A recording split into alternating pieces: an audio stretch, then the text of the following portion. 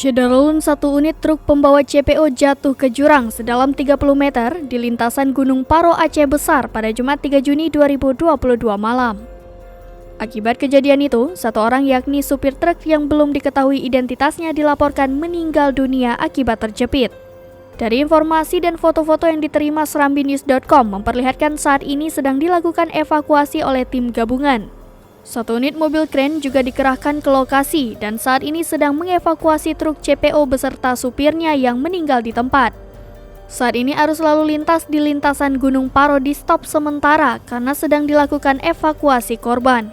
Dari foto-foto yang diterima serambinews.com juga memperlihatkan sejumlah pengguna jalan duduk di badan jalan melihat proses evakuasi tersebut.